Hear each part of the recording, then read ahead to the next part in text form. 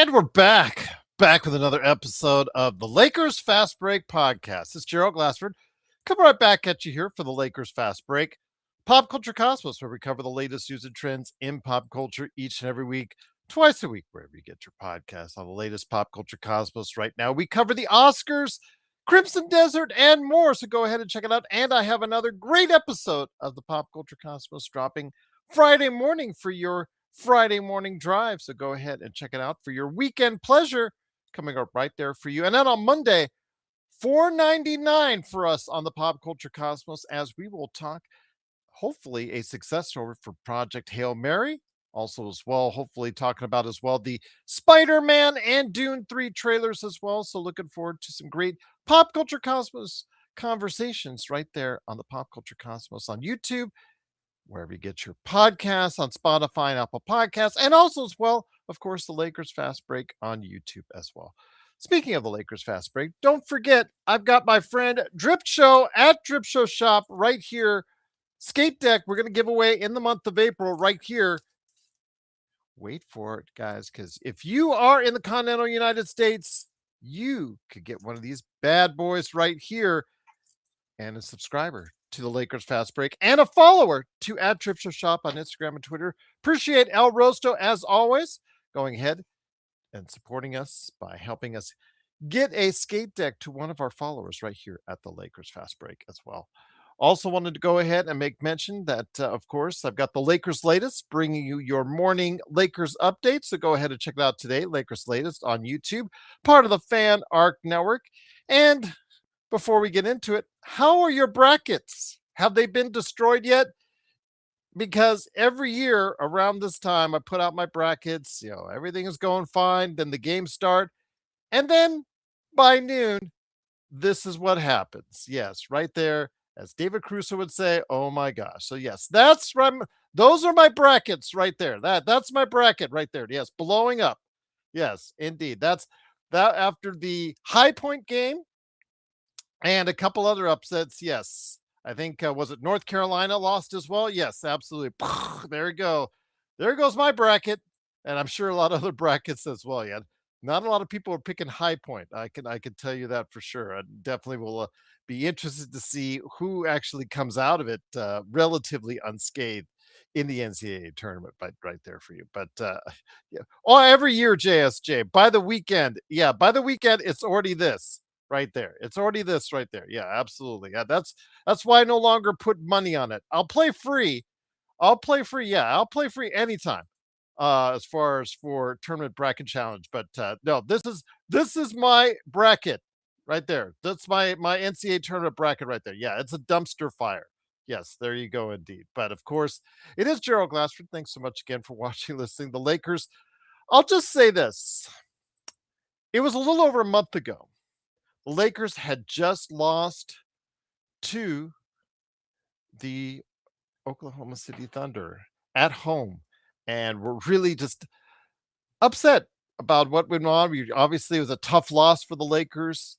But the next night at home, the Lakers had an opportunity to go ahead and right the wrong by matching up against the San Antonio Spurs. But the Lakers decided to not field their players out there. All their stars, all their starters sat down for that day. Maybe I think Rui Hashimura might have played, but still, all their main players, all their stars sat down for that game against the San Antonio Spurs. And you know how mad we were. If you watch this show and you come here regularly, you know how mad we were against the San Antonio Spurs because the Lakers and JJ Redick, they punted that game. Well, flash forward a little bit more than a month later, and the Lakers on a roll coming off two tremendous victories on the road in Houston. Less than 24 hours after that second victory, 3-hour flight from Houston to Miami. They're not getting there till like 3 or 4 in the morning. All signs pointed to the Lakers possibly sitting down their big three, as they call them, although Joe doesn't like to say big three, but the top 3 scorers on the Los Angeles Lakers. And throughout the day, we were wondering what would happen. They were listed as questionable. What would happen? Will they actually play? Will they actually start? Because, for LeBron, not only to start to see if he would have his final game in Miami, maybe not, but also to tie the record all time for games played with Robert Parrish. But little did we know that not one, not two, but all three came right there to the game. They actually showed up for the game against the Miami Heat. And I tell you what, after a rough start to the first quarter, Lakers got it all together in the second quarter and third quarter, really making a run. Being down by as many as 15 in the first half, the Lakers clawed their way back to being only down by 6 at halftime. And in the third quarter, took a lead with a 38-23 run. Luka bombing from deep all over the place. And would the Lakers gas themselves out? Would they tire themselves out? Well, the Lakers, they did get outscored, but they only got outscored by one because they put up 37. Wasn't a defensive masterclass by any stretch, but still, they outscored the Miami Heat overall in the game in a high-paced, really quality offensive game, 134-126. The Lakers win 134-126 behind great performances from Luka Doncic with 60. That's right, 60, and also becoming the single season all-time leader for the Lakers in made threes, passing D'Angelo Russell. 60 points, 7 rebounds, 3 assists. LeBron James facilitating, taking that secondary role. He started off 13 and 14, 13 out of 14 in Houston, followed up with 7 of 7. And he said after the game on Houston, he was already tired coming into the second Houston game. And he started out today in Miami, maybe his last time in Miami, going 7 for 7 to start off the game, went 8 for 12, a triple double for him, 19, 15, and 10. Austin Reeves chipped in with 18. Marcus Smart chipped in with 13. And the Lakers got it done once again, 134-126. The Lakers, again, defying expectations with the victory today, 45-25, 20 games above 500. Trying to distance themselves from the competition, the Minnesotas, the Houstons, and the Denvers. They are now 2 full games and 3 full games ahead of their competition. 2 full games ahead of Minnesota, 3 full games ahead of Houston and Denver in the Western Conference. Absolutely a great performance, a gutsy performance by a team that was obviously tired. You saw them huffing, puffing. I think what helped was the challenges. The challenges, which we do not like overall, helped the Lakers catch their breath on not 1, not 2, but 3 occasions coming down the stretch in that fourth quarter. Could that have been the difference? Who knows? But I'll tell you what, the Lakers got it done. Luka with clutch shots again coming down the stretch. And Nick T, I don't know how you can argue again with what Luka is doing out there. He is providing an MVP level performance now over the past 2 weeks that nobody in the NBA has matched. And I don't know what more do you want from him as far as that's concerned, because he is giving the Lakers everything they need. They've won 8 in a row, and they come away again with a great victory tonight, 134-126, in a game where obviously they looked a little tired. Could have just called it a day after that first quarter, after they were down by as many as 15, but they came clawing back, and they pulled it out over a team that was at home, that had a day off, and still was able to go ahead and get it done. Xbox says SGA is going to be hard to beat. Yeah, SGA with, of course, their record in Oklahoma City, that is going to be hard to beat. Wembanyama has been playing lights out as well for a team that has been playing well above expectations as well. So it's tough, but Luka has firmly put himself back into the MVP conversation. And there you go. Joe, put down your food and get on here. There you go. There you go. That one's for you. But again, it is, of course, the Lakers Fast Break. Truly appreciate you joining us. Let me go ahead and get to some of your comments right here. If you're new watching us, please go ahead, like and subscribe. Go ahead and make sure you Like and subscribe to get that latest notification on when the Lakers fast break comes up right there for you, or an NBA observations, or something that we put up right here at the Lakers channel right here. She can have the kids. Isaac, you guys are just so cool. Uh, Xbox, as I said, MVP Luca was activated post All Star break. He has played at an unreal level, guys. He has played at an MVP level during this win streak. It has to be acknowledged. It has to be respected, and it has to be appreciated by everyone, even the Luca haters out there, which are still trying to find ways to go ahead and still get on Luca's case. But here today to go ahead and talk about today's game, a good man indeed. He was closer to the action than we were because he is around the Atlanta, Georgia area, close by where the Lakers were at in of course Miami, South Beach, or closer, I should say. It is, of course, my man, legend from I Got Next Sports Media covering March Madness. I don't know if you saw my intro, legend, but I already put up the dumpster fire and the car blowing up as my brackets have just exploded all over the place, as I think High Point killed everybody. Uh, Yeah, but your Yay! A thank you, Shine, subscriber! for subscribing. Truly appreciated. I truly cannot thank you enough for doing so.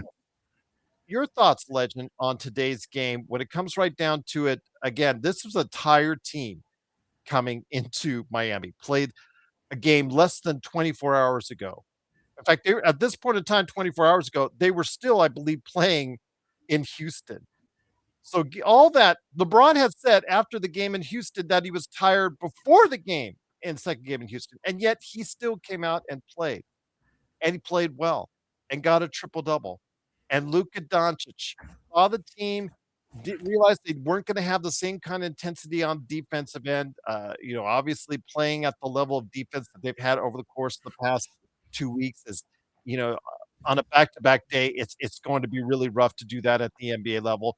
They decided to go ahead. We're going to try and outscore Miami. After that first quarter, they put every effort they can to try and build an efficient offense around Luka Doncic, and Luka Doncic took that and just on the third quarter alone, he put the team on his back, three after three after three, 9 threes overall, 60 points for him. I don't know, to all the haters out there, how much more he has to do.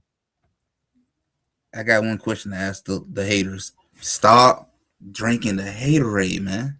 Just put it down. Just put it down. You drunk enough of it. There's no reason to keep hating on this man. This man is delivering. Like, what else do you want this guy to do? Like, what else do you need to do? Like, he just dropped 60, 50, 30. Like, it just, the list goes on and on. The dude is winning games right now. The dude is leading the way. I mean, this is what LeBron wanted Anthony Davis to be. And he ain't nowhere getting near that type of level. And you getting it on a consistent basis right now. Like, you can't hate on this man. The man has went well beyond right now.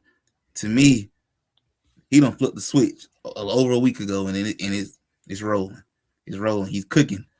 At this point, I don't know what else Luka needs to do for any Luka haters or even some Laker fans who may not care for Luka like that because his style of play and crying to the ref and stuff like that. But bro, he's cooking right now. He's cooking so badly that if I was Nico Harrison neighbor, I would really knock on the door and ask him, "Boy, what was you drinking the night that you decided to trade this man?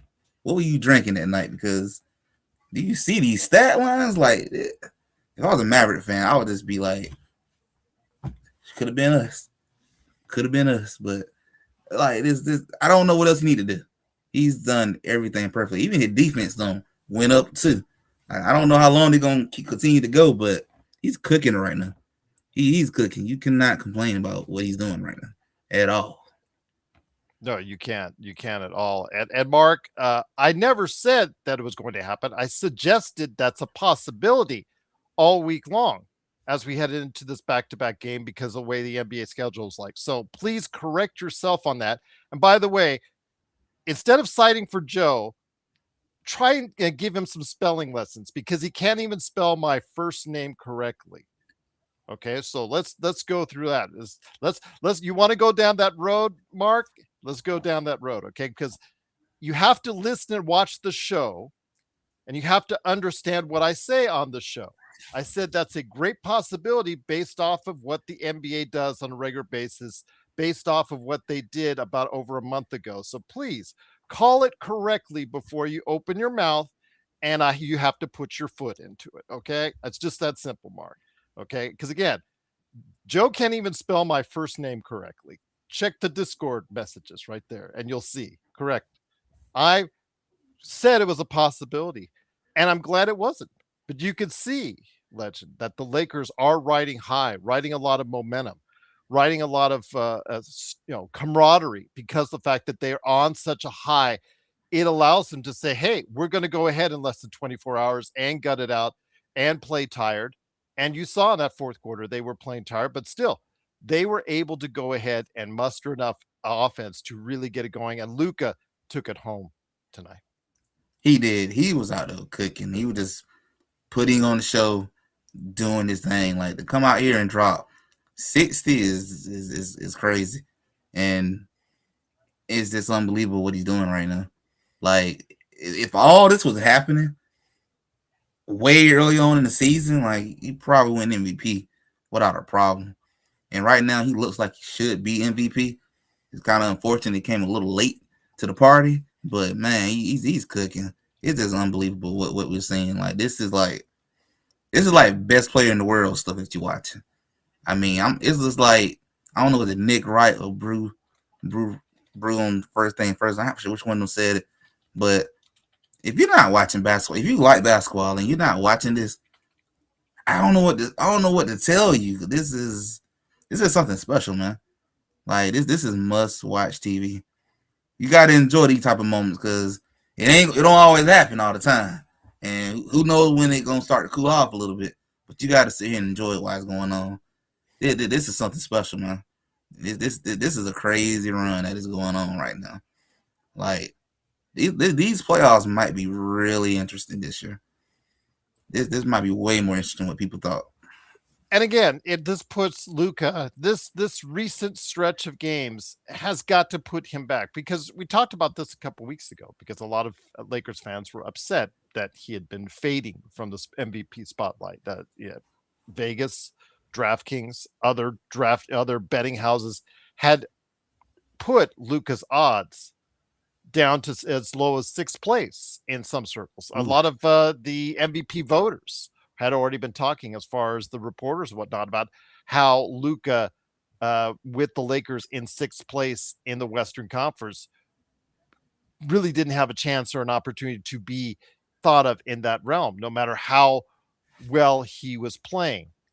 Well, again, as I've said before, the Lakers can change his narrative, and he can change his narrative if the Lakers could get themselves back up in the standings and take advantage of the opportunities that were given to them. And in the past 2 weeks, Legend, that is exactly what they have. They've taken advantage of every opportunity in the schedule, all their competition. When they've lost, the Lakers have won.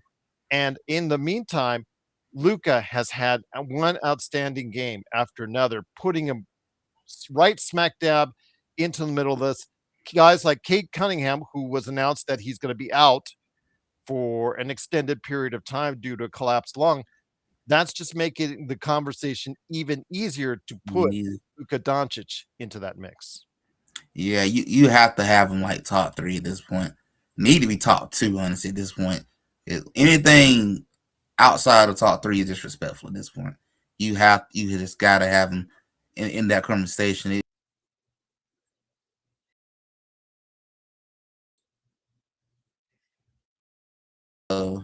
Either a Boston fan think Jaylen Brown should be in it. If you are a Pistons fan, think it should be Cade. Spurs fan think it Wemby, or Nuggets fan think it Joker, or whatever team you like, you gotta have him in that top 3. There's no way you cannot have him in there. He got to be in there. The numbers are just ridiculously at this point. This conversation is wild.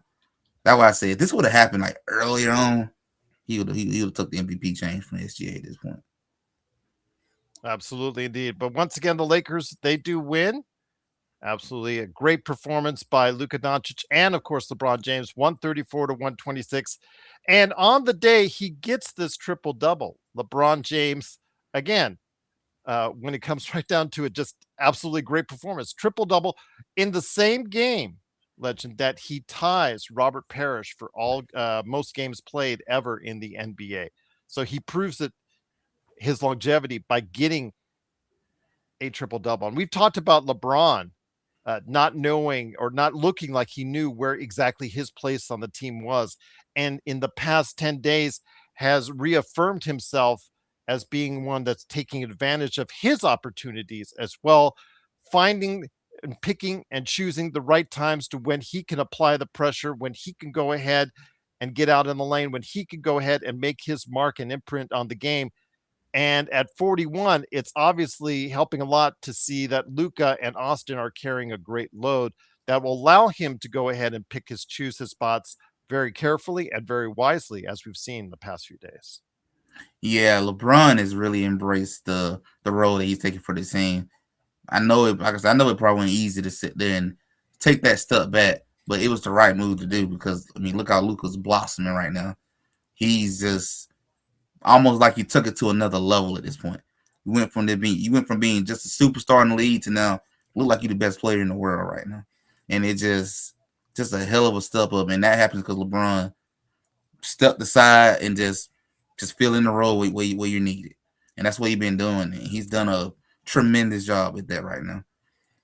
Just scoring 19 with a triple double at his age is impressive. Because I highly doubt you can go to a YMCA and you're gonna see a 41-year-old end up getting a triple double. Probably ain't gonna see that. It's just amazing what we're seeing, man. The whole team is bought in right now. You can tell the whole team is really, really gelling right now. Even with Austin Reeves having his struggles, but it ain't affecting anything. Well, he earlier this week was on top of three straight games where he was that second guy behind Luka Doncic. This time, Luka Doncic is getting support and main support from LeBron James in the past 2 days. So this is what you want to see, legend. If you're a good team trying to make a good impression to try and end this season on a high note heading into the playoffs, where yes, you have Luka playing at an elite level, but you have your support guys, your second, your third guy, your guys playing and knowing which one needs to step up at the right time. And then the rest of the team trying to give them enough support around them to get these wins. And today, again, it wasn't pretty on the defensive end when you give up 126 to Miami, but still, when you're shooting as efficiently and scoring as efficiently as Luca is, it just sometimes you could just go ahead and have nights where you just say, okay, we're going to try and outscore you. And that's exactly what they did tonight. Yeah, that's exactly what they did tonight. Yeah, their defense was not great, but the offense was just so elite that it just made up for it. It didn't matter. Miami was gonna have a hard time scoring at that type of pace. In order to beat the Lakers, you got to really slow down their offense. And yeah, give credit to Miami. They did pretty good on offense. They managed to score that many points on the Lakers, but that's not enough though.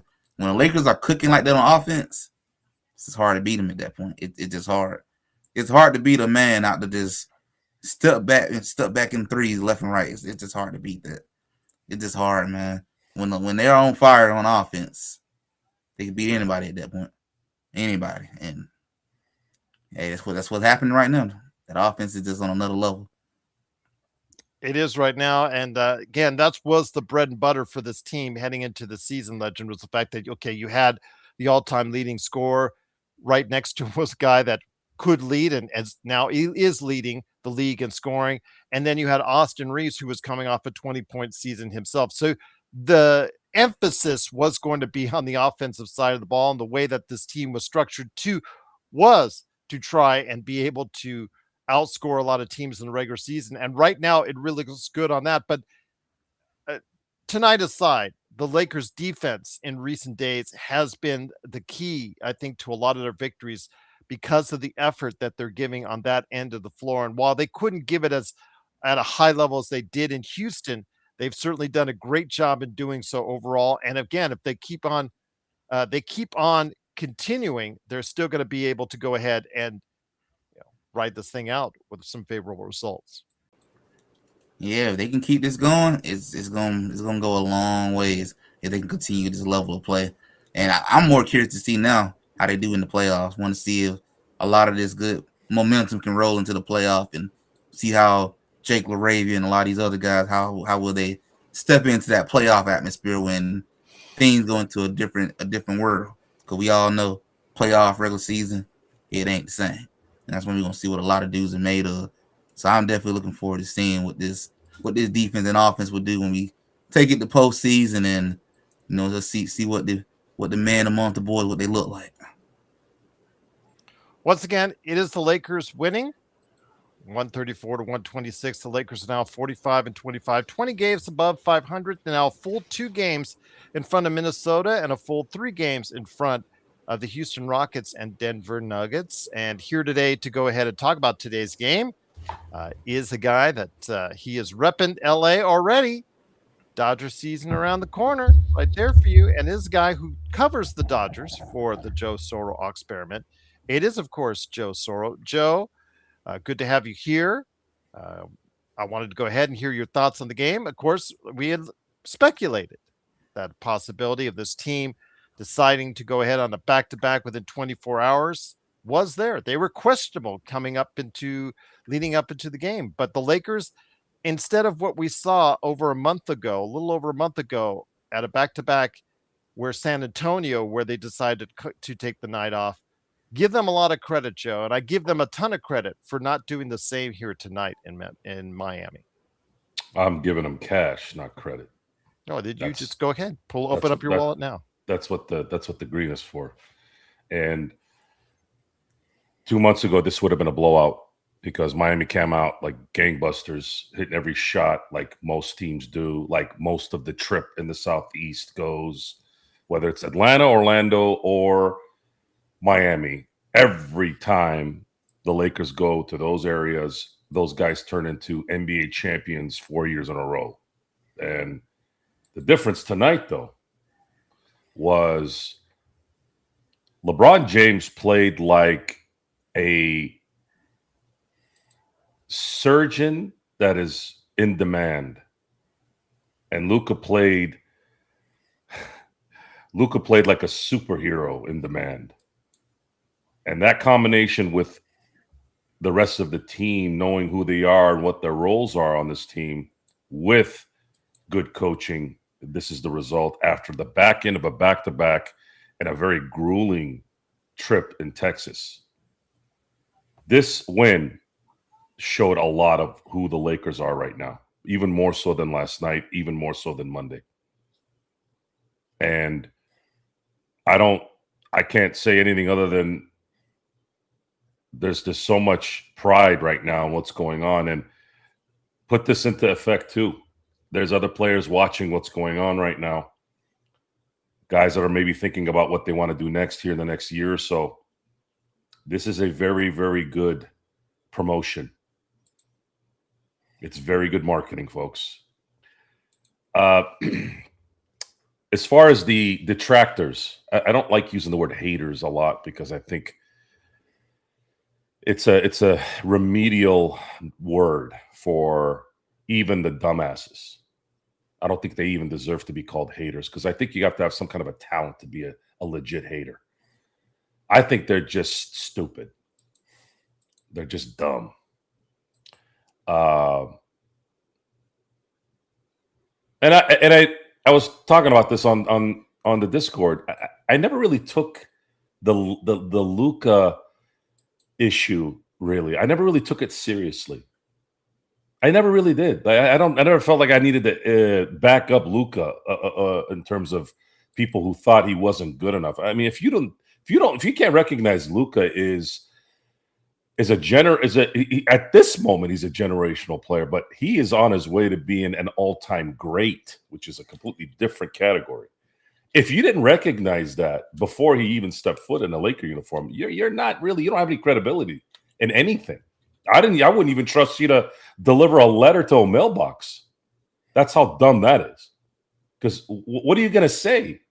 The guy has done everything except win a championship. and an MVP, which is not going to be given to him this year because most of the voters, I know there was a list I saw finally last year, but I know where most of the voters are. They're all in the Northeast and in Ohio. And people in Ohio and Northeast hate the Lakers. They took away at least 2 MVPs from Kobe. They took at least 2 MVPs from Shaq during their prime.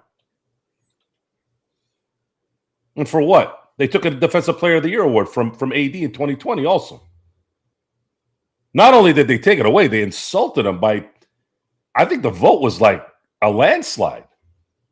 So all those people who vote for those awards, I hope you all sit in your own shit one day at the most awkward moment in your life. So with that, I was proud of him last night. I'm just proud of him to all hell right now. I feel like a happy dad. They are absolutely playing the way we have been hoping that any team of ours will play. They are playing their butts off. And if they had lost this game, I still would have been happy. But it's hard to beat a team when Luka just doesn't miss. Just like, what are you going to do? 9 threes, Joe. What are you going to do? This guy's hitting it he's doing the Dirk 1-foot fade from the 3. And then LeBron James. How about LeBron James? Luka's in his prime, guys. He's in his prime. And he's going to be an all-time great. I'm not saying you're supposed to get 60, but he's supposed to drop 30. Right? That's his game. But how about LeBron James? How about LeBron James doing things right now that can really, really, really, really do something for the last part of his illustrious career? At the end of the day, buying in, doing what's necessary, chemistry, whatever you want to call it. The LeBron James that I saw these last 2 games looked like Bill Walton in his prime. And what I mean by that is, for those of you that I never watched Bill Walton play, but I've done enough research to see how he played. And I have caught some games that were back then that were live, the UCLA games, Portland games. Bill Walton was the ultimate team player. Bill Walton went 21 of 22 in a NCAA championship game. LeBron James, today and yesterday, this guy is ridiculously scary in a playoff setting. And if this is what he's going to bring to the playoffs, and if Luka's going to do what Luka does, and Austin played through a little bit of huff and puffing, a little bit of being hurt, and he actually started making shots at the end of the game when they really needed it. And then you have everybody else really, really, really doing everything they can with their talents. I know that LaRavia wasn't the sparkle in everyone's eye, but he at least gave this team 5 fouls, enough energy, enough time for Luka to sit down and not relinquish the lead. I think, if I remember correctly, Gerald, when he sat at the beginning of the 4th quarter, they were up 9. When he got back in, they were up by 8. So they really didn't lose anything. And we have talked about the details on this. If you're going to give Luka 12 minutes a game of rest and not lose leads or get destroyed in that time, you already done what you're supposed to do. And they did that, and they did that on the road. And they've done it 3 games in a row on the road against really good young teams. I think Houston is better than Miami. But we also have to factor in Miami and the problems you always have over there, and the fact that it was on the back end of a back-to-back. It was a 3-game and 4-night game, and you won all 3? And not only that, they dropped 134 points, and they just didn't stop. Miami kept coming. No. Here. No. Stay, relax. We got this. And that was for like 5 minutes, because the refs, I don't know why they always do this in these games. The game is moving fast, and then all of a sudden it just halts, and everything's like a foul, and everything is slowed down, and you got to wait for replays. And some of those calls on those replays, by the way, my God, What that the may have hell? helped him, Joe. Luka call. Well, but Joe, they did it. They had 3 challenges. There were 3 challenges in that fourth quarter, and as you know, Lakers playing twice in less than 24 hours. That time, because they took their sweet ass time. These refs looking at those challenges, that may have been the kind of thing that the Lakers needed, Joe. That may have been the kind of the juice that they needed to catch their breath. I know, as we saw with Austin Reeves, because when he was shooting those final fruits, he was gassed, but they went and they challenged it, and yeah, it allowed the Lakers to catch their breath, which may have been ultimately why they were able to fend off the Miami Heat. Well, it makes sense. I was thinking, I was more discussing the fact that the call that I could not understand what the hell was going on with that Luka call. Oh, How that was was that call. foul? Yeah, Because he ran into Ayton. Ayton was looking over there. Why is that Ayton's fault? That he ran into Ayton and he fouled Luka. I don't. That was a weird call. It was a weird call. It was almost like they were picking on DeAndre Ayton for no reason. Anyways, I also said the fact that Miami was hitting those shots. They were like, "Hey, man, you're letting Luka get 60 tonight if you're going to keep making these shots." Because if they had missed the last couple shots, Luka wouldn't have scored 60. Mm-hmm. So I guess thank you, Miami, for letting us watch a 60-point game. I did not expect a 60-point game tonight. I'll tell you that. I did not in any way think there was going to be 60. I said in my own head today, I said, well, they could win tonight if they can just kind of ride the momentum a little bit. And then when Miami was hitting their shots left and right for about a quarter and a half, I was like, God, these freaking guys. It's always the same story over there. Well, it turned out to not be the same story. The Lakers weathered the storm, and then as soon as they took that lead, they really didn't really give it back in any way, and they rode it all the way to the end.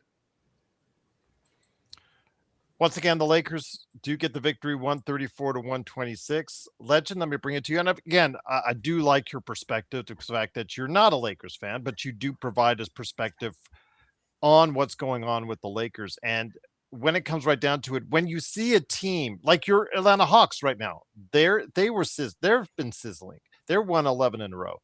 So when you see a team that's playing at such a level right now with such confidence that they can overcome any obstacle that's thrown in front of them, like the first quarter when they were being manhandled by as many as 15 points, it just shows you that, this team does have a chance to go and do some things in the playoffs against a team like the Spurs, against the Thunder, if they can play with this kind of confidence. What does it mean when you see a team heading in the playoffs like your Hawks, like our Lakers, that is actually playing at a really elite level right now?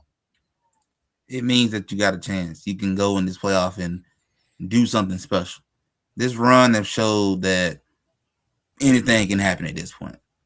And just like somebody just tweeted on Twitter a little while ago, because I thought reading, it's kind of crazy how Hawks is on fire, Lakers is on fire, Thunders is on fire because they like 13-1 the last 14 games. Yeah. Yep. They've won 10 in a row themselves. Spurs on fire. I think they're like 20-2 right now, something like that. But there's all these teams on fire. It's just crazy how this many teams getting ready to go into the playoff is on fire, and it'll let you know anything can happen in these playoffs. And it's just one hell of a time to be a basketball fan right now, to see this many teams on fire. And I think the saddest part about this entire thing is all these teams on fire, but only 2 teams can make it to the finals. Only 2, unfortunately. So we're gonna have a chance to see this how much fire all our teams are really on once these playoffs start and get ready to start weeding people out. But this has been a hell of a run from the Lakers, Hawks, Spurs, Thunders. This has been a hell of a run from a lot of these teams. And pull aside as being a fan of certain teams, this is good basketball. This might be the most interesting the NBA has been in a good little minute. And it's just good for the league to have this many stars playing on this type of level. Good for the NBA right now. Joe, the Lakers are 45-25, 12 games left into the season. They're essentially 3 games ahead. I know it's 2 games in the standings, but with the tiebreaker, they're essentially 3 games ahead of the Timberwolves and 4 games ahead of the Rockets and Nuggets. At what point do you start saying to yourself, this team is really setting itself apart in its own universe because of the fact that we've seen them play so well? I feel much better right now than I did last season because Los Angeles Lakers, Timberwolves, the Clippers, the Rockets, they were all within 1 game of each other last season. This season, there's a little bit of a buffer for the Lakers that they're creating, and if they can continue to win at a high clip, they can go ahead and make that buffer even larger. I would say, even though they had the same, I think they had the same exact record that they had last year, didn't they? Around at this time? No, because I think it's a little better right now because I mean there's 12 games left and they're at 45. So they finished at 50. I think they were at 42, 43 around this time. So they were 45. Yes, that's correct. They are a couple games better. They were 43 and 25. Or 40. They were behind 40, that pace. 43 and 27. So at the same time last year, they were 43 and 27. So they're a couple games ahead. It was a couple games ago where they were behind that pace, and they've now exceeded that pace because it looked not like only, they were 47, 48. Right. So they're up two games ahead. They're ahead 2 games where they were last year. It's not going to make a difference in the seeding. They're on pace to finish 3rd again. I just don't see a healthy team getting beat in the first round at this point if this is how they're going to play. But if the Lakers create a buffer, does that give them more options at the end of the season to maybe sit down a Luka for 1 game or a LeBron or 1 game? They didn't get a chance to do that last year. Maybe LeBron, but I don't think Luka. I think Luka. I think even though it's not likely going to happen, I think Luka's going to play. Luka has to play because he's missed 12 games, I believe. 12 games. Yeah, I think 12 games. So he can't miss more than 5 more games to qualify for postseason awards. And I know that doesn't matter, but it does matter in terms of contract stuff, right? It's not about me saying that because I care about whether they get any of this. I mean, I support it. I'm irritated that he probably won't win the MVP, even though he is, in my view, at this point. I just, that's me. Maybe call me biased or whatever, but I think my focus though isn't so much the regular season anymore now. Now I'm starting to more focus on, and all this changes if there's a bad injury, right? And that's for any team. But all things considered, if they go into the playoffs here, they have 12 games left. They get in the playoffs. That's a precursor to that because April 12th, their last game is against Utah, and I have a feeling they'll sit some guys down then. Well, just if they have the 3rd seed done, it doesn't matter what happens after that. Yeah, I'm more curious on who is going to be the 6th seed. If it's Houston, I feel pretty comfortable in terms of the matchup with that at this point. If it's Minnesota, I feel a hell of a lot better playing against Gobert this time around with Ayton there than I did with Jackson Hayes and DFS. You also factor in that you have a healthy Luka Doncic. You have a much healthier LeBron James going to the end of the season here. I can't remember the last time I've seen LeBron this spry at the end of the year. That's something going for him. Now, Austin Reeves a little beat up, I think. I think he may need to get some rest, maybe. And he looked tired on those final free throws. And that comes down to a couple things. I believe that he is kind of hurt, but he also needs to work on his stamina. Because I can't really feel too sorry for someone who is in his prime getting tired. Like, dude, it's basketball. You should be in shape for this. But we've talked about athleticism versus non-athletes. You know, the guys that are not athletic usually have to spend more energy. But that's okay. It is what it is.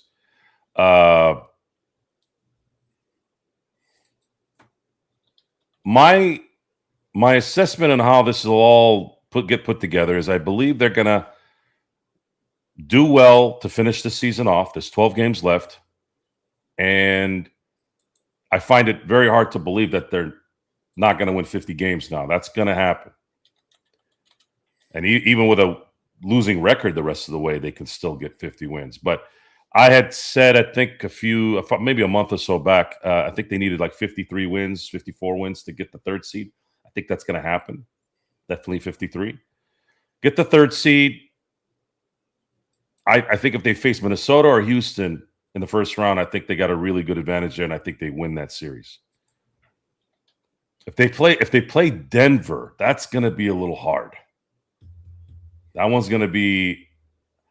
one might go 7 or a really, really hard 6, and it could go either way.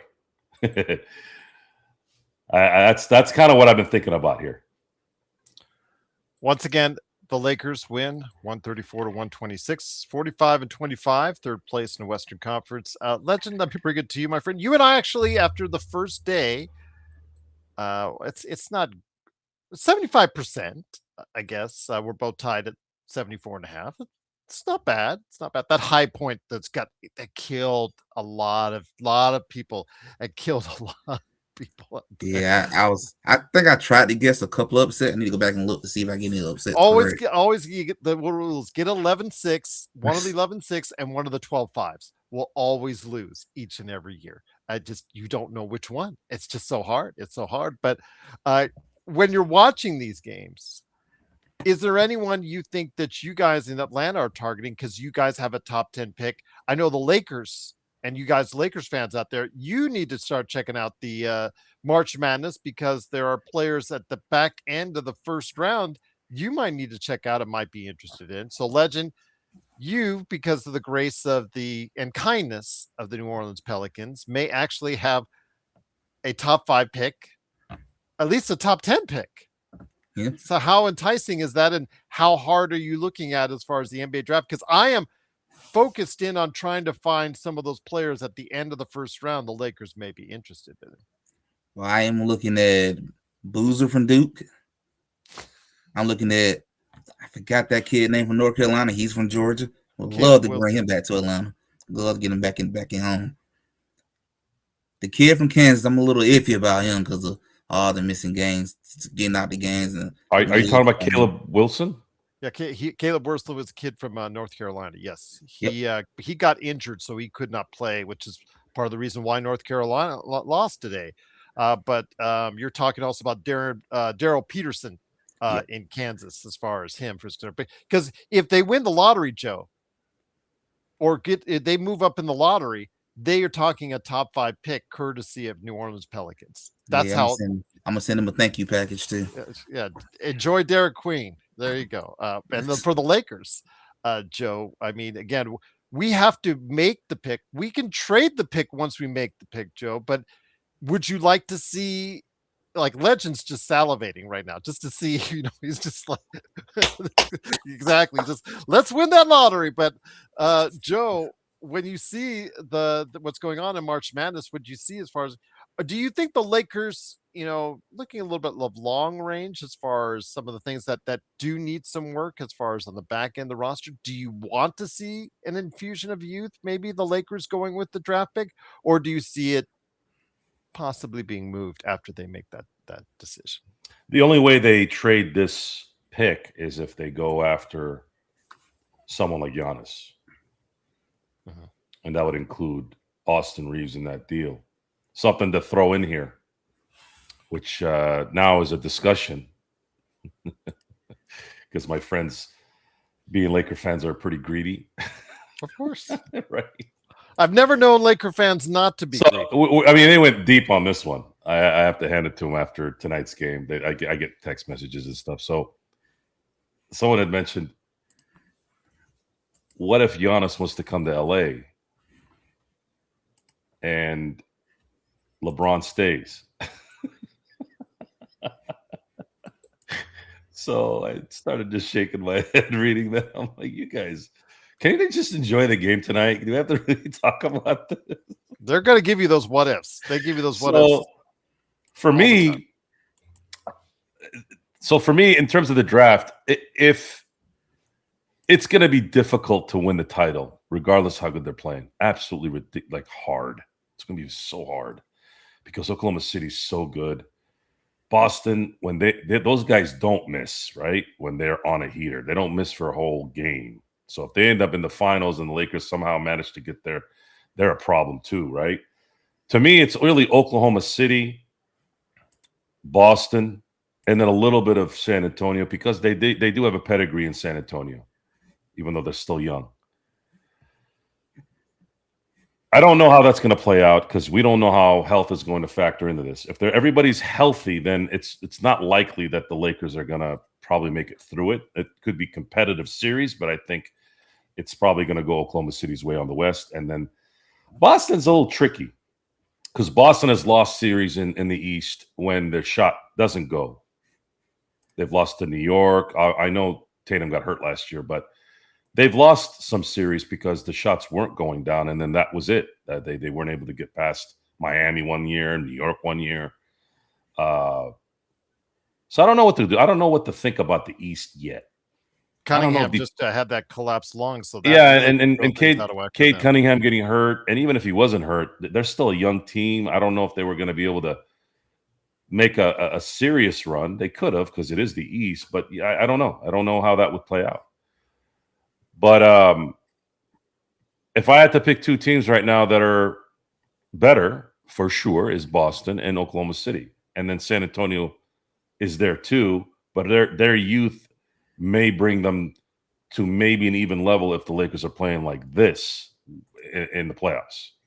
Just for me, it depends on how they can guard Wembanyama. How does Wembanyama react in his first playoffs? So that'll be his second round by then if the Lakers meet up with him, Legend. So that's the key, I think. Your Atlanta Hawks, they could easily by the end of the weekend be in fifth place and now be in a bigger conversation in the playoffs as far as that's concerned, the way that they're rolling. But for the Lakers, again, Joe, he's right. Boston is obviously now with Tatum back a lot stronger and looking possibly like they could have a nice run or an easier run in the East.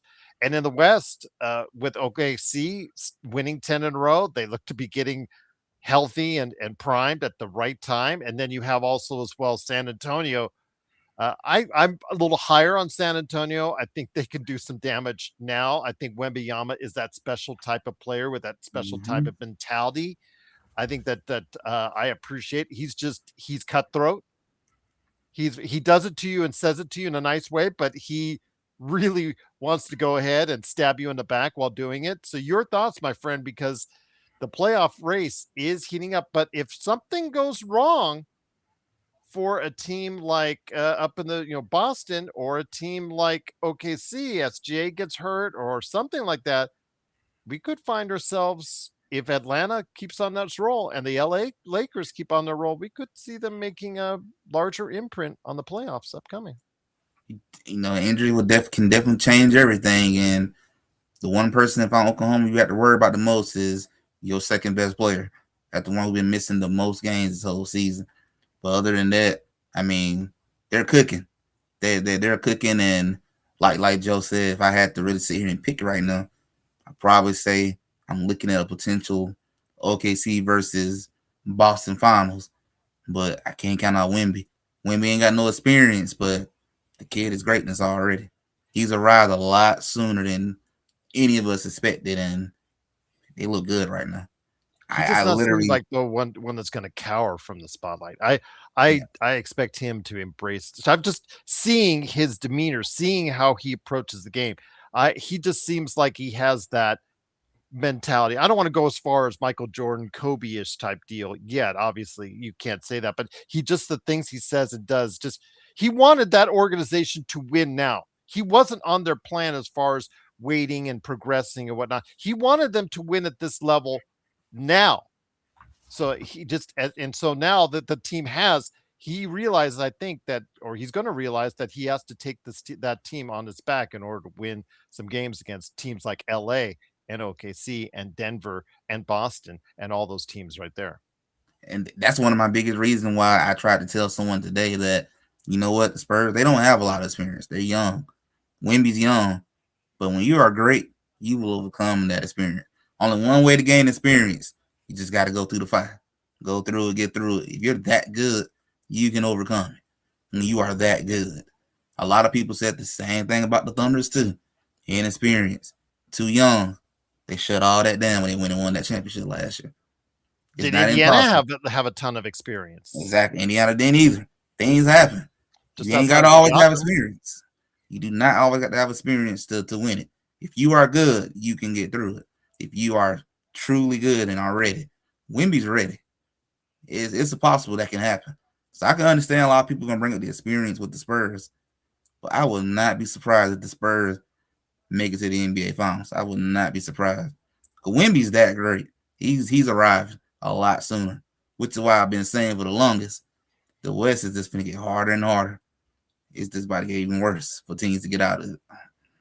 But we saw in Houston, Joe, a superstar player in Kevin Durant. Now, I don't want to put him at Wemby's level now because Kevin Durant is 37 and Wembanyama is playing at elite level now at a much younger age. But they were able to take a top scorer in the league and nullify him for 4 quarters with a right way of coaching and a right way of doing things on the defensive end. If they can drop a game plan against Wembanyama, it's something that they have to go ahead and be able to do. There is a possibility that they could find themselves in a conference finals against OKC, Joe. I really do. I really think at this point that there is a possibility they could find their way if they find a way to go ahead and get Wembanyama a defense against Wembanyama that will be effective over a 7-game span. Well, I mean, if you go back to the earlier matchup in November, the Lakers frustrated Wemby, and it wasn't a trap at the top of the 3-point line or at the top of the key. It was really in the block, which what Wemby's going to have to do is he's going to have to develop. The guy's 10 feet tall, so I'd like to think he will. He needs to develop a really good passing game because that's the only way you're going to stop him. And even at 10 feet tall, you're still going to be trapped by guys like DeAndre Ayton, especially if it's close to the basket, and other guys that are 6'6", 6'7" with long arms. It's still going to be a distraction because these guys are tenacious NBA players. They're going to make you feel uncomfortable. His team are going to need to hit shots. And this is the part where we all know that sphincters get smaller in the playoffs, and it really gets small when it's younger players. So if the Lakers get past the first round and they face San Antonio, the real intriguing matchup would be if Denver finishes 7th, which I don't think is going to happen, but let's just say they did. That would be an interesting matchup. Denver versus San Antonio. Again, I don't think it's going to happen, but you never know. I mean, I didn't think Denver would be, counting the tiebreaker, 4 games behind us at this moment, right? And Phoenix lost tonight. If they had won, it would have been probably an even more interesting thought on how that could play out.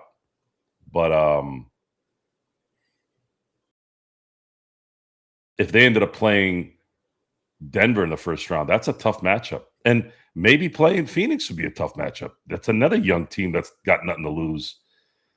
So you just don't know. I think they get past whomever anyways, but the Lakers right now need a little bit of luck.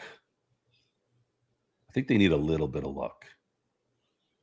And I don't wish injuries on anyone, but the story has been the last few years that injuries have played a huge part in certain teams not being able to get past the rounds that they probably should because their main guy is out or an important second guy. To me, Jalen Williams is arguably the second best player on Oklahoma City, but I actually think the most valuable player beyond SGA is actually Chet Holmgren because he's the guy that does both things. Jalen plays well as a two-way player, yes, but Chet's a big man in a league that doesn't have a lot of big men. because of the fact that big men don't have a lot of value in the league because most don't shoot well, most can't cover ground. Well, guess what he does well? He can shoot and he can cover a lot of ground, and he's a big. So that's it.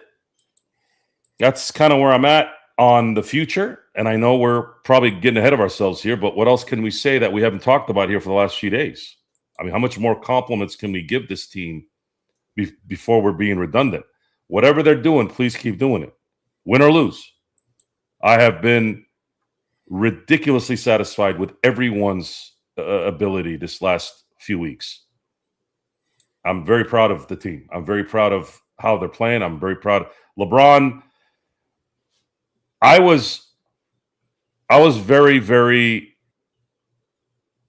excited about LeBron's game in 2020 because I saw him win an assist title when I never expected that. I didn't expect him to do what he did in 2020. He was just running and gunning. He was supposed to be old, right? And a lot of the reasons why they won that year, a lot of the reasons why they were the 1 seed at the time before COVID shut things down, he was running and gunning. This year, this last few weeks, he's playing like he is playing basketball with Albert Einstein IQ and executing at the same time. If LeBron is going to play like this and Luka is going to continue to do what he's doing and everyone buys into their positions, they're going to have a chance. Every game, every single game, because Luka is a dangerous human being on the court, and LeBron is dangerous in another way. He's still a controlled freight train going down the hole. And then, of course, you have Austin Reeves, who's the guy that can create contact going to the basket. And then if he can just get a little bit better from outside in terms of shooting, goes a long way to really keeping things honest. So that's it. I'm excited, man. I'm really excited about what's coming. We're getting a treat, and being a Laker fan is we are the most spoiled basketball fan base I think that's ever existed. Not going to argue. I don't blame anybody for hating the Lakers at this point. I don't. Not going to argue with you there. Come on, man. He's sitting around. AD's crumbling daily. LeBron doesn't know what's going to happen. All that stuff going on with Clutch. And then out of nowhere, they just trip over a branch, and here comes Luka Doncic. Like, really?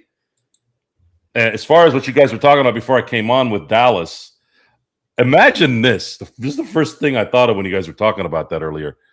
Imagine if they hadn't gotten Cooper Kupp.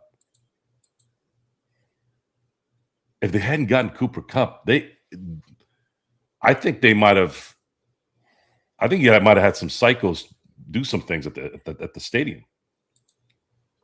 Cooper Flag might have saved the arena from vandalism. I don't promote that. I don't condone that, but I'm just saying, if it wasn't for Cooper Flag, oh my God, it would have been torture. Thanks. Thank you, Dallas. I still blame the ownership, by the way. Y'all can blame Nico Harrison all you want. That deal only gets made by the shot caller. The shot caller, if he's smart or she's smart, always makes you think that they're not the boss. That's an old mafia thing. That's an old organized crime. The good ones never get saddled with the blame because they have another way of getting the message out. So stop blaming Nico Harrison, Dallas, and people that don't understand how logic works. This was not a Nico Harrison thing. This was an ownership thing. They didn't want Luka. Luka owned that team figuratively. And these owners, guys, have such large egos and small weenies and beans. When somebody steps to them, even especially if it's somebody that works for them, they do stupid stuff.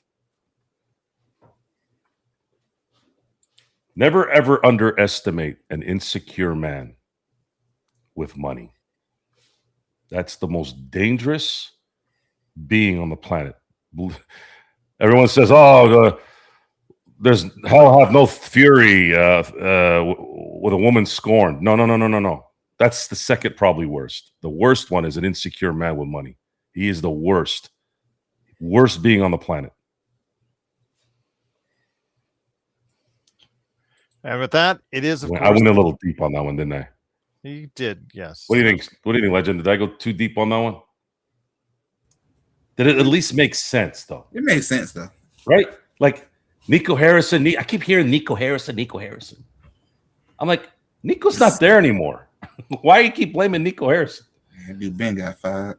Call it by common sense. Ownership green lights that. I have to have proof to see if Nico went in there and said, "Listen, this is going to make the team better." Well, what do you mean make the team better? Everybody loves Luka. That was an ownership decision. Until somebody tells me otherwise and proves it to me. And I have not seen that proof anywhere. So,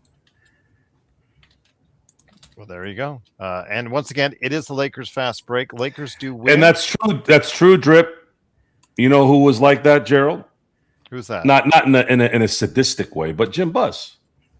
Jim Buss was so adamant about Andrew Bynum being the future because he wanted to be right. He wanted to be that guy. Hey, I picked Andrew Bynum because Andrew Bynum was the 10th pick in the 2005 draft, and he was a project. He wasn't the guy that he wasn't a Dwight Howard or a Kwame Brown before they came out. Like he was, is this guy going to make it or not? And they picked him 10th, and he had not a bad career. I actually liked Bynum, but you can't keep doubling up trying to get your money back. And Jim Buss happened to be a horse guy.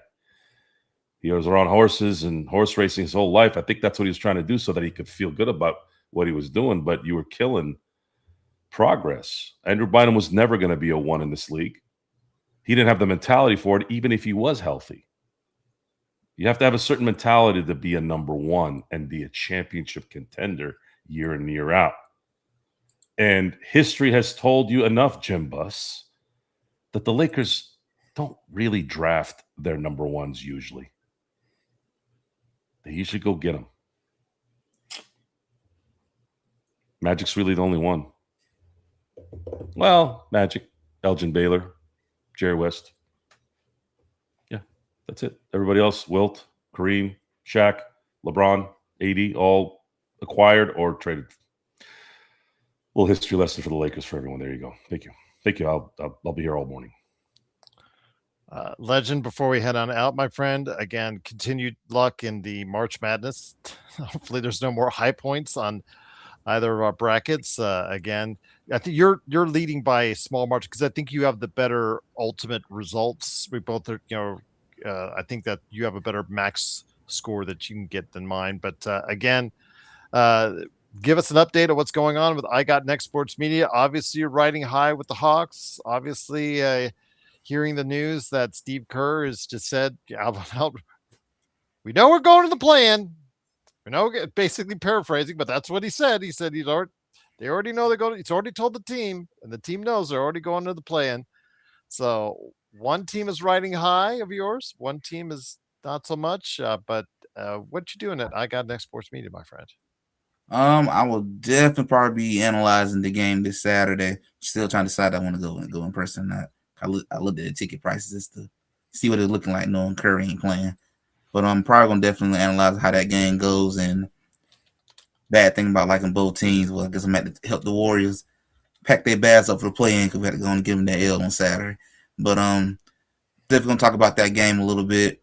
Gonna continue to probably going and start going over the NCAA tournament tomorrow, and then probably look at the women's side of the bracket and talk about how the WNBA has got their CBA agreement and the season is going to start on time in May.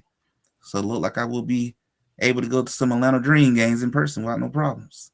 There you go. Absolutely. So they've come to a verbal agreement. So we'll see if the league ratifies it, and obviously the players vote on it. I think they'll go ahead and they'll get it done. So I'm hopeful for a season going forward for the WNBA. But Joe, oh, actually, make sure you go ahead and stop on by. I got Next Sports Media. Make sure you go ahead and check him out there. Legend does a great job each and every time he goes on the air for that. But to answer your question again, Trojan, because you asked if Vanderbilt injured.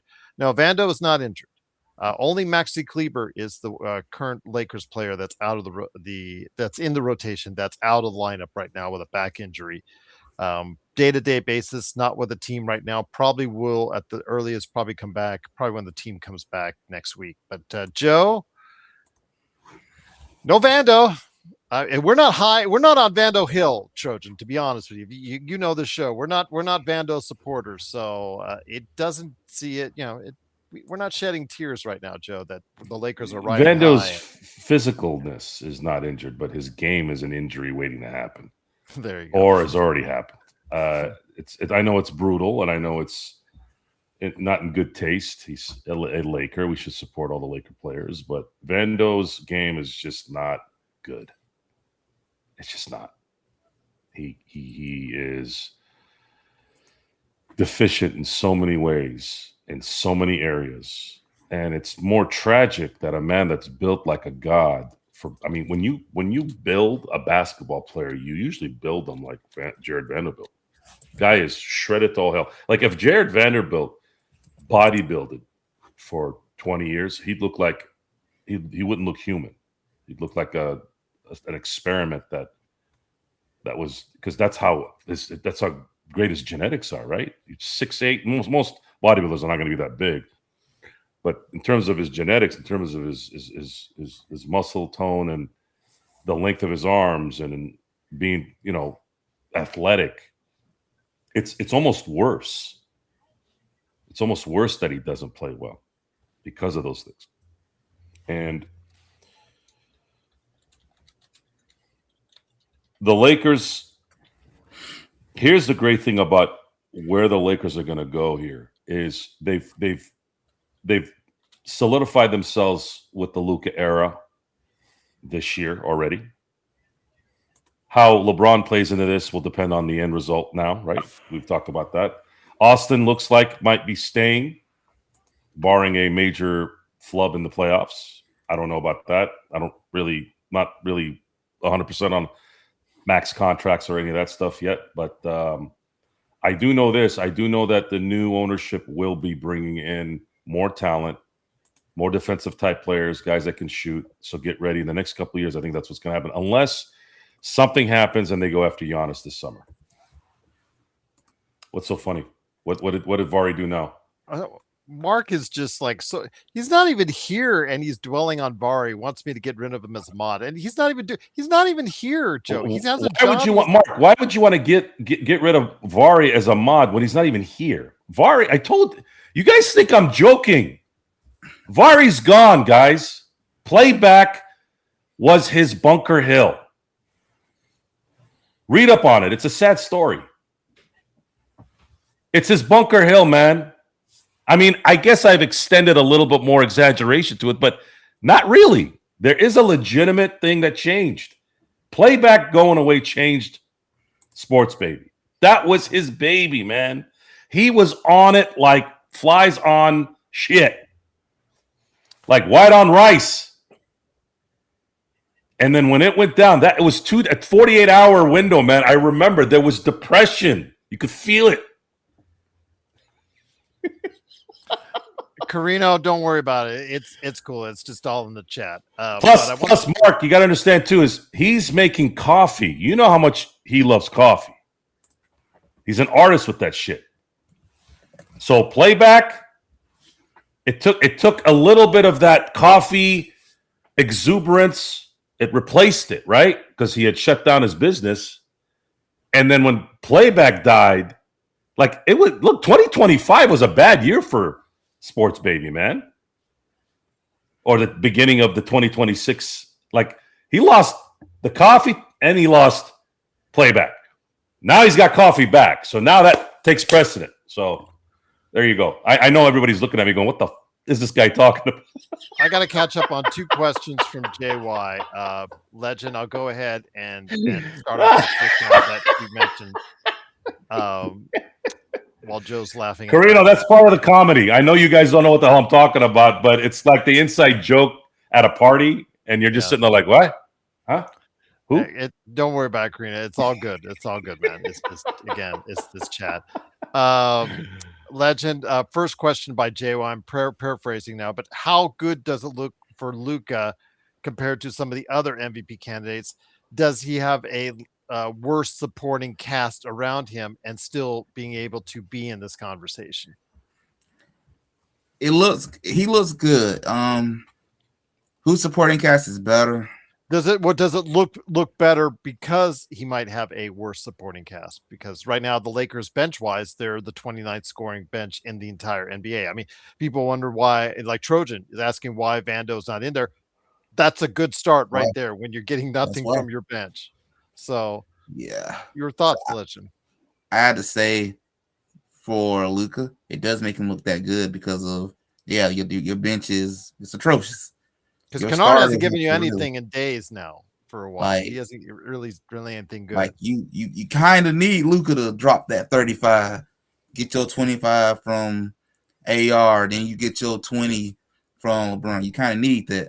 Then you get your 15 to 16 from DeAndre Ayton. Like you kind of need those points. 15 from Marcus Smart. You need those points because you ain't getting much from Jake LaRavia and Luke Kennard and everybody on that bench. You ain't getting too much from them.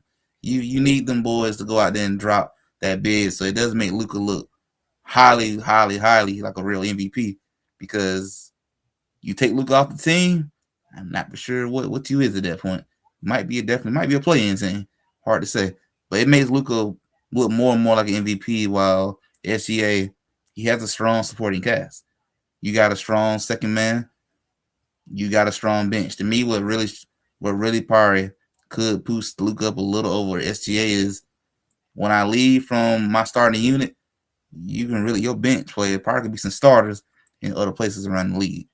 While you look at the Lakers bench, I don't know what to say about that bench. I had to look down and wonder which one of y'all gonna show up today or you on vacation. I look at the Thunder's bench. I can go 12 deep and not have to worry too much. So yeah, it made Luka's argument look a whole lot stronger. Just knowing that his supporting cast is not as great as SGA is. Joe, final question for you, my friend. Where does Luka rank in Lakers history of the best scorers? JY is asking. Oh, he's on his way to being. He already. He had an interesting stat. I'm trying to see if I can remember. It was 250 points. What was it? Lakers single season leader in 3-point shots made. That he decimated D'Angelo Russell's. With 12 games to go. Yeah, he already within first full season, right? If Luka plays 10 seasons for the Lakers, he will be the. I think he's going to win probably 3 or 4 scoring titles. He'll be the greatest scorer in Laker history, even more so than Kobe. And that's not a knock on Kobe. Kobe, unfortunately, for us fans, relinquished that stat. He chose to not chase those things. And the thing with Luka is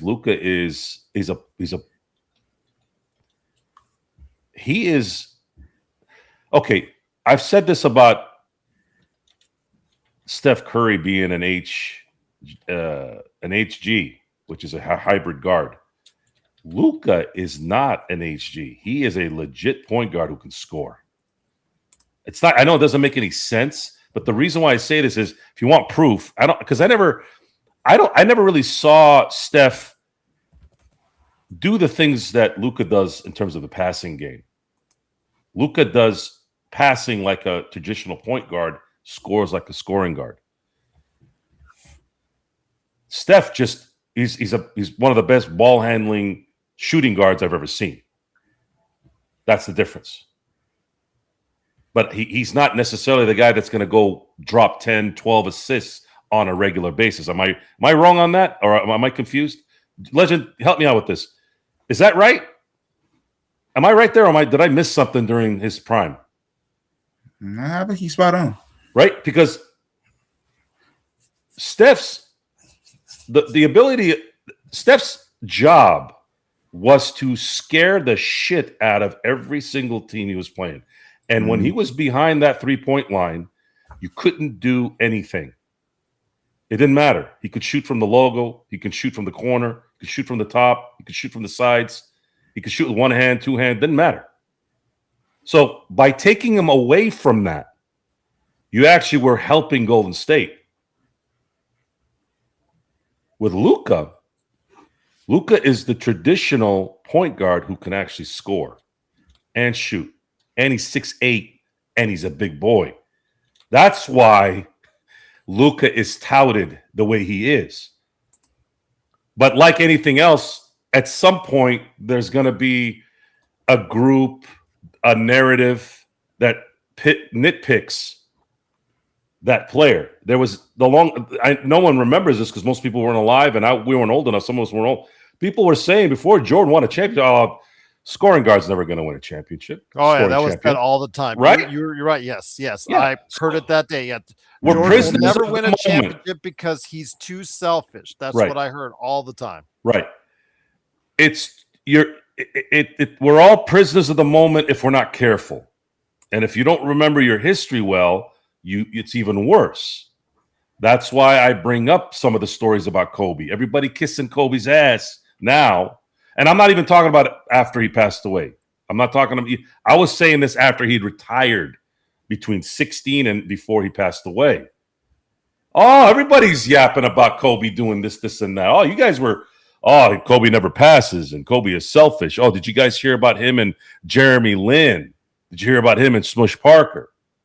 Oh, he never talked to anybody, and look what's going on. But it's interesting that everyone formed that opinion, but when you talk to Rick Fox, when you talk to B. Shaw, when you talk to D. Fish, the guys that were in the locker room during that time when Kobe was being aloof, they never dogged him. How come Derek Fisher never dogged him? How come Rick Fox never dogged B. Shaw? And those guys are very, very stable mentally, stable. They're stable men. They're stable people. And I'm not saying Shaq wasn't stable, but Shaq had a little bit of immaturity there that he sort of still has. It's just who he is. So that's how I judge those type of things. And of course, I hear everything and I remember everything. We all think everything's better now. I'm sorry, worse now. Shit was going on way before this, guys. They were calling Magic tragic when he was losing. Don't forget that. They were calling Kareem finished for the last 7 years of his career. He's finished. Dude, they made a movie on it. They made Airplane. There's a line in there. Do you run back on defense? And he gets mad as a shtick. So where I'm going with this now is you guys are talking about the MVP. This is why I have been saying for years, and baseball seems to have this down better. They've messed up a couple times, but more often than not, they don't get voter fatigue. Vote for the best player in the NBA that year. Stop going through a checklist. Oh, are they a 1 seed? Oh, is their team good enough? Oh, is their second guy enough? Oh, when you do that, you start screwing up on who is supposed to get the MVP. It says National Basketball Association's most valuable player. The award says the National Basketball Association's most valuable player. That means the league. He is the most valuable player of the league. You want a team award? That's what they have team awards for. They give MVPs to the team. When they have the little banquet at the end of the year, everybody votes for the MVP of their team. Leave that for that. The MVP belongs to the best player on the planet that year in that league. So the question I'm going to ask everyone is, Who is a better basketball player right now? SGA or Luka? We all know SGA is going to win it. Fuck all that right now. The hell with that right now. Who's a better basketball player? SGA or Luka Doncic? It's a hard one. It's a very hard one. But here's the clincher, and that's not a pun. Oh, pun intended, I should say. Who do you trust? If it's evened out, who do you trust in the end? SGA or Luka? And that's how I would divide it. That's how I would divide it. Just say. But it's going to come off biased on my end. It doesn't matter what I say. That's true. But again, can't say haters or the detractors for Luka.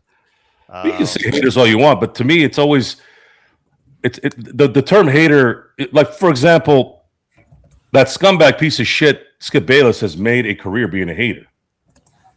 Well, even our own, like Nick T, he wasn't here tonight. Funny how that is. I think Nick T. I think Luka must have done. Maybe he refused the autograph to him or something. Yo, he be hiding when them good games show up. There you go.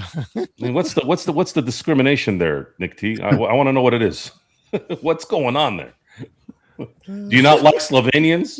You know, he is a quarter Serbian. I don't know if a lot of those guys in the Eastern Bloc, man, sometimes they get too political with that stuff. It's sad. There's just no argument, Joe, right now. There's just no argument right now for what Luka is doing. And it's again, it's a deafening quiet, Legend and Joe. When you see a player playing at that level that has such divisiveness, like LeBron, or in this case, Luka, and you're seeing it right now. He is quieting all the doubters, all the people who 3 weeks ago were on his case and just killing him left and right. And seeing these national reporters saying that the Laker fans are divided on Luka, saying that they're pushback on Luka, and all that stuff. Yeah, well, like you said, Legend, all it takes is a win streak to change everyone's mind. So there you go. Jay Wise has switched them around. SGA or Luka, would Lakers beat 3 in the West? Or you're saying if they were switched, Legend, if they were switched and it was SGA on the Lakers and Luka on LA, would we be in the same exact spot? And would they be in the same exact spot? I definitely know for the fact Thunder's gonna still be the same. Okay, you got a strong supporting cast. That part won't change. Him on the Lakers, I don't know. Might be close to about where they at right now. Maybe not exactly, but close to it. Because he's not gonna be putting up numbers like Luka though. So I'm gonna say maybe close to it, but not exactly. Not exactly what I'm saying.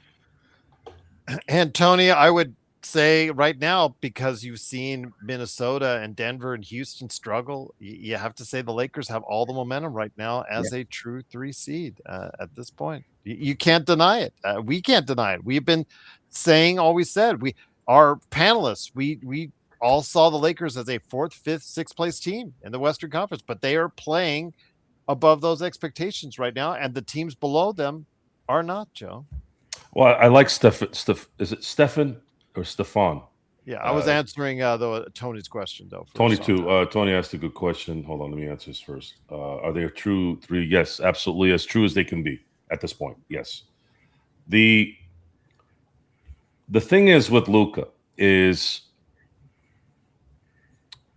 the guy's a savant, and it's not to trivialize or to degrade anyone else in the league, but you made a good point there, Stefan, in terms of Luka hasn't really ever had a team for a full year that was built for him. And that's a rarity anyways. Timing of things. Kobe, I've talked about this before, and I know Kobe went to 3 straight finals in 2008 and 2010. But that wasn't the Kobe that was in 2003, 2008. Kobe really never had his Thanos powers with the right team. He missed out on that middle part. He missed out. The first phase of his career, he was young, coming up, doing amazing things, but he never had the team when he was at his peak. And I know that's crazy to say. The guy was dropping 48 points, getting 16 rebounds on the road and closing games against Sacramento 21. But Kobe between 03 and 08, really 03 and 07. And that's just like in anything, guys. Boxers, I think because people box longer and people play longer in their sports, that doesn't mean that they were the best they weren't at the peak of a prime is usually 5 years. Boxing, it varies between 3 and 5 because of a punishment that they take. When they talk about Muhammad Ali, really Muhammad Ali never had his peak powers when he was fighting because he lost out on 3 years because of the Vietnam War, him not saying he didn't want to go. And there's a distinct difference when you see Muhammad Ali fighting Sonny Liston versus when he fought Joe Frazier.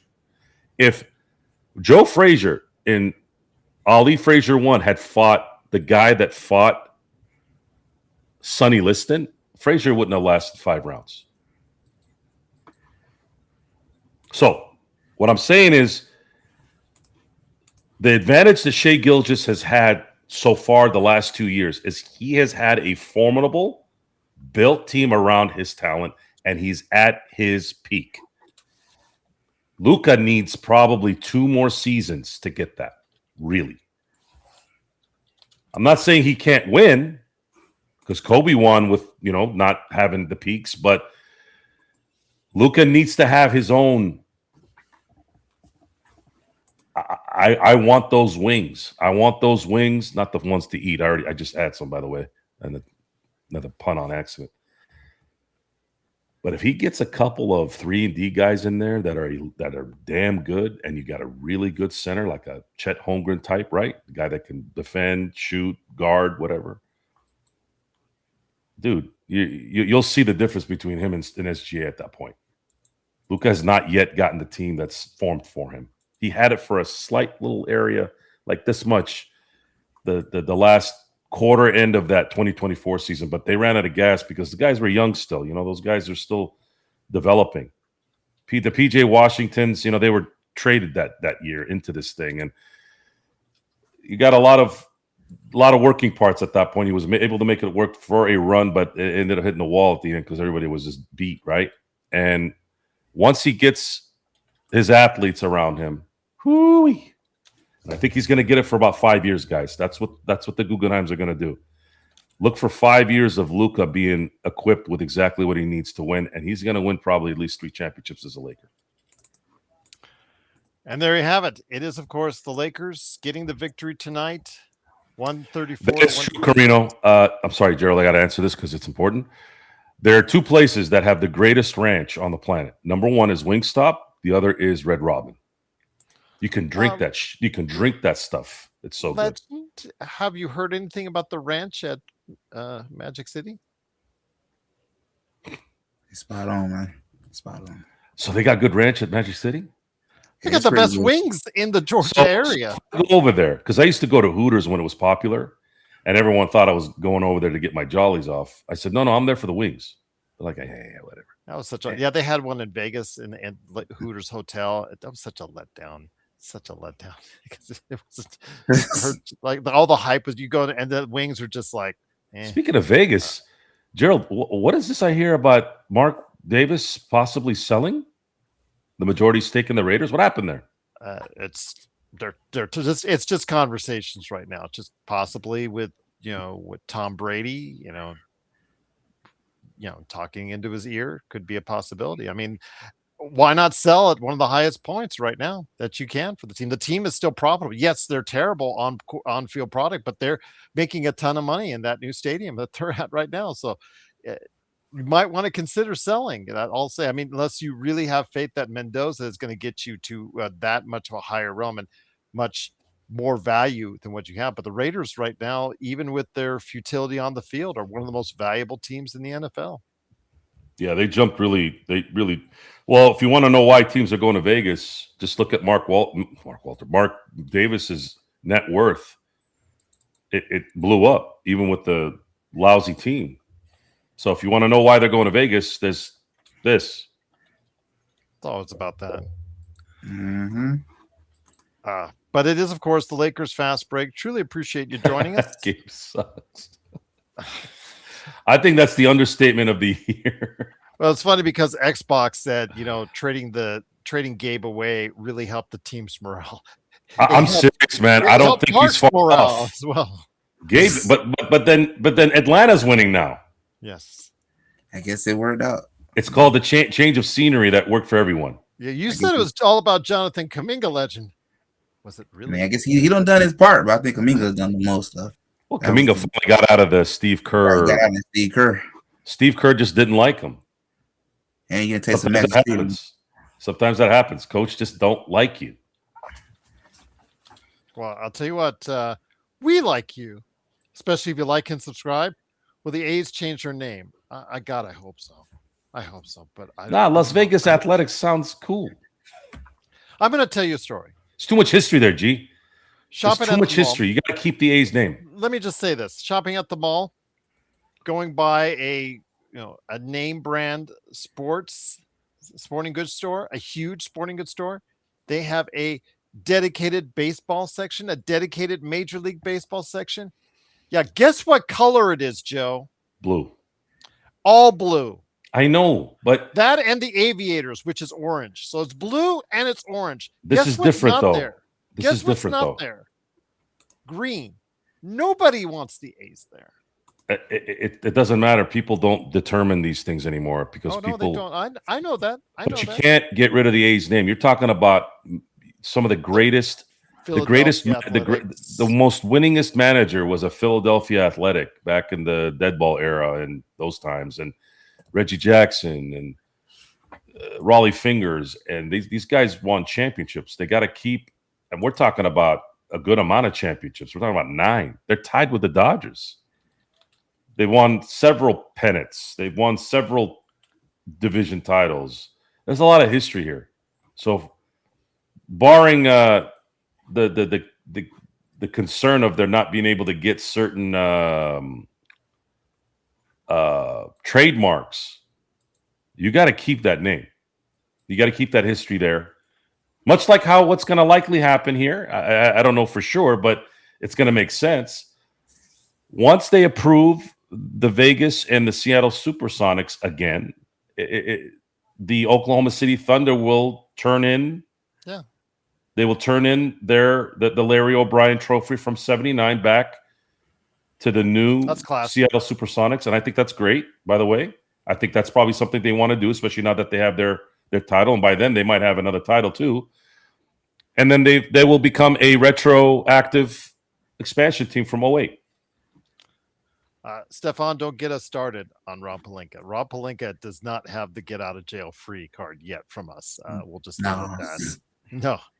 No. Again, one good period does not an entire resume make. I equate it to the college student. Okay, they're about ready to graduate, but they've got nothing but C's, D's, and F's. But they got that one A. They got that one thesis paper that got them an A. Give them applause. Give them a pat on the back for that one A that they've got.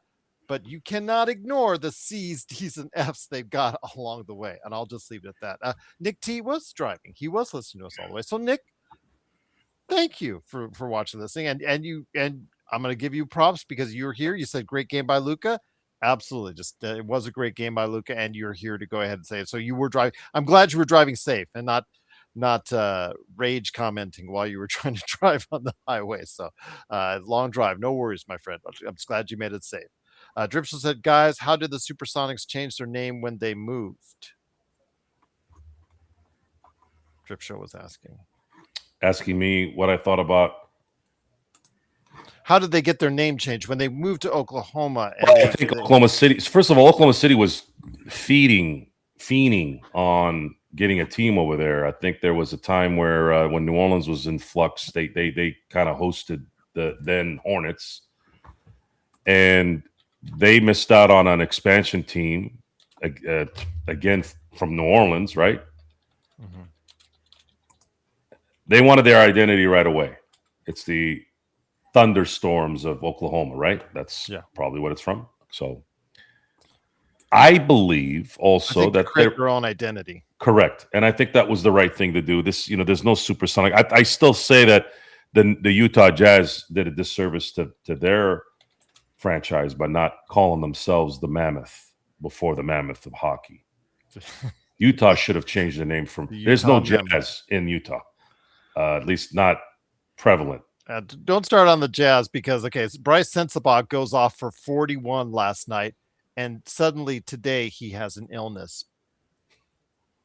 Well, I think it's funny that when they put Jazz and on they still won though. The Jazz still won. That was they put Jazz. They put Jazz on their shirt with a mountain behind it, and it's New Orleans Jazz. New Orleans Jazz, yeah. There you go. The Lakers get a little bit of that too because they're like, well, what the hell does a Laker have to do with LA? Well, at least in LA there are man-made lakes.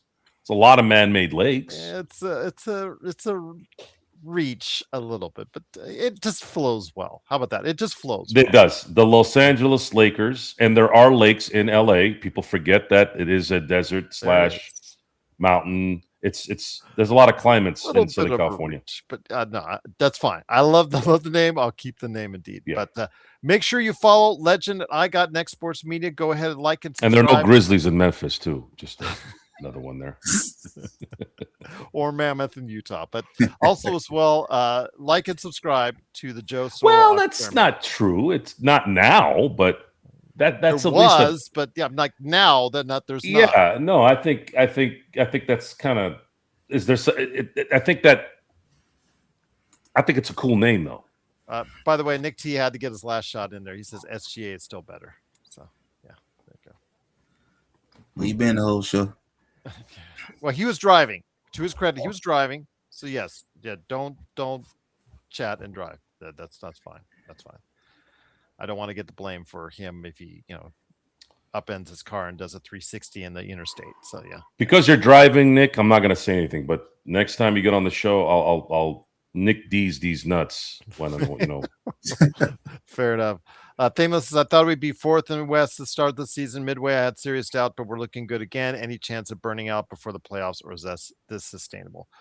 Their schedule's still hard, but again, those last 5 games, there could be some teams taking some time off, with some players taking some time off. Like I just mentioned Utah, that's the last game of the year, but depends if the Lakers decide they want to have some players take some time off. If they've got the 3rd seed locked up, that could be a factor as well. Because again, remember last season, the Lakers they had to play to the very last game of the season. And obviously it affected them during the playoffs. But again, it is, of course, the Lakers fast break. The Lakers do get the victory, a great victory for the Lakers. Less than 24 hours after winning in Houston, they fly to Miami and win 134-126. Make sure you go ahead and check us out with the latest NBA observations I had with Caleb Ponce. I'm hoping to get Legend or Matt John or somebody I can see if we can get something done tomorrow for you guys for an NBA observations for Friday. But if not, hopefully the Lakerholics can make up for it on Saturday as well. And then, of course, the game against Orlando. And they're going to be the Magic Kingdom. Will they have time to go ahead and check out any Disney World attractions, Joe, before we head it out? I hope they can get some rest. They absolutely earned. I can't say how proud I am of this 3 and 4 night stretch. One of the best stretches I've seen in a while. Yep, I agree. 100%. I would have Austin Reeves sit in a tub for half a day, a sauna the other half of the day, ice bath. Do it all. Get that cold and get that heat. Eat well. Eat real well. Something that's going to energize you for the Orlando game, and keep the ball rolling, guys. You want the momentum that's going on right now to keep going. And especially if you can win in Orlando and in Miami after doing all this, oh man, that's the way to go, baby. That's the way to go. Good question. Good question on John. I know yesterday he was dealing with his basketball. He said he was dominating on the court for his rec league. I don't know where he is today. But check out Lakers Corner. So go ahead and make sure John's gonna feel a Lambeer elbow once we play. We'll see how good he is after that. There you go. Legend, you got to get on this, man. If we were able to someday get a game going here in Vegas with all of us there, that would be a great game indeed. Hey, I will be more than happy to make that flight. There you go. Absolutely. Jay West says LeBron is showing his sons what it takes to be a role player, since that's what Bronny and Bryce are. Taking the shots. I don't know if I would put as high a role player for them. Maybe on a G League team. Yeah, G League team. Yeah. NBA. Yeah. Role players don't drop triple doubles, dude. Yeah. Sorry. Role players don't drop triple doubles like that. Today, that man controlled the game the entire night with his boy Luka.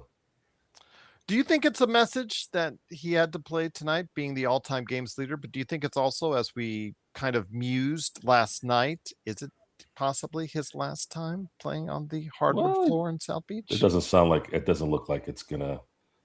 If this continues, it doesn't look like it's gonna be it. Okay. Before the game, I thought, yeah, maybe, because that was the question. They were all questionable before the game, and they all ended up playing. And I was thinking, okay, well, is there going to be a little bit of hype about him playing in Miami for the last time? I didn't hear one thing the entire telecast, unless I missed it. I didn't hear one thing. So it doesn't look like LeBron is going to leave, guys. Whether it's at LA or not, I don't think he wants to go anywhere. And maybe the reason why he's playing so well now is maybe something happened behind the scenes. Maybe somebody said something to him, an executive. Maybe Luka talked about it. He was excited with Luka getting the 60. That whole bench lit up when he got. And let's put this in perspective as well. Have you seen any ego coming from Luka with any of this?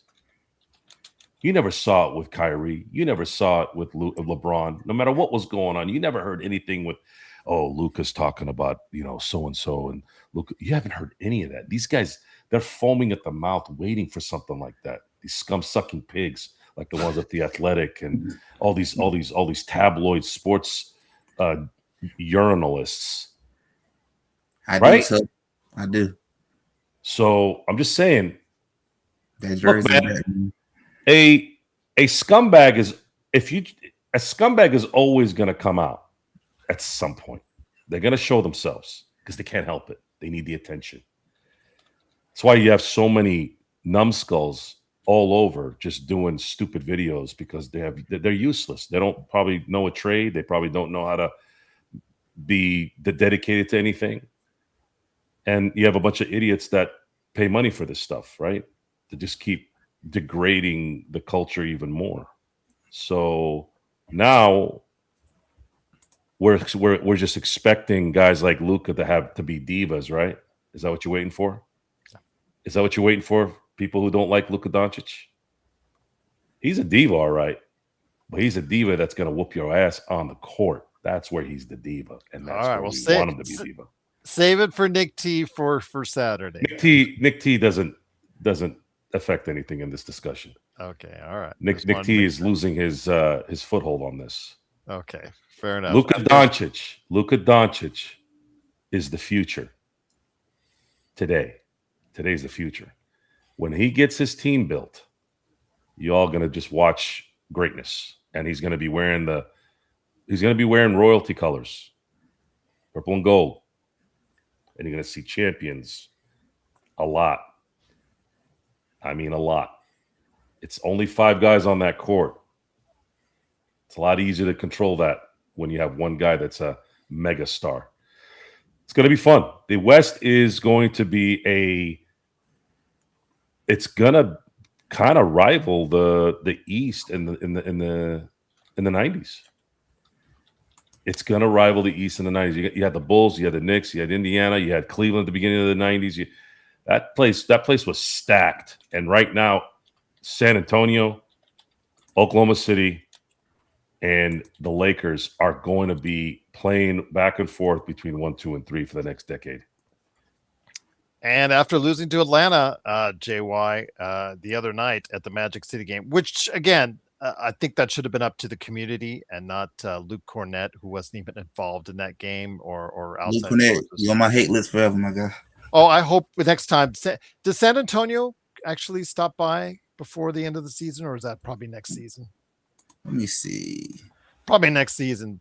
I hope they remember. I hope the Atlanta community has a long memory and lets him know exactly about that. Because again, that should be up to your community, not outside sources, to decide whether that game should be. Yeah, we don't see them no more. We done playing them for the year. Okay, so again, I hope you guys have long memories, and again, just it's up to you. It's up to you guys in the community. We talked about this on the NBA observations when you and I talked about that game. It was like it should be up to the community to decide whether or not they want it. Because again, it's more than just a gentleman's club, or it has been to that community from what I've been able to read and understand, Legend. So again, you would know more than I do about it, and the whole community would know.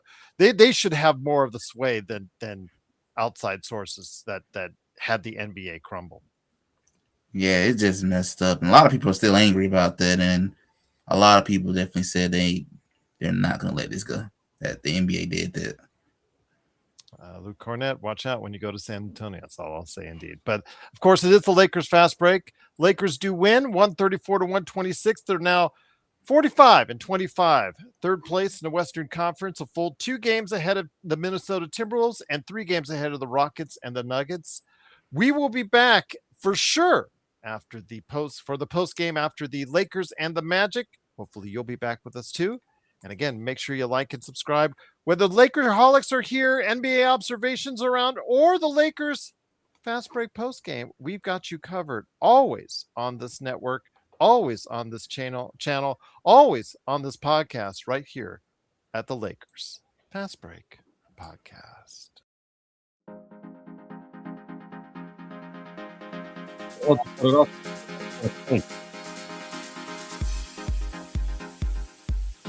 Well, if you looked at my bracket, that's pretty damn funny. Everybody's bracket is funny. Especially after High Point. And North Carolina this year. Talk about a low point for Wisconsin.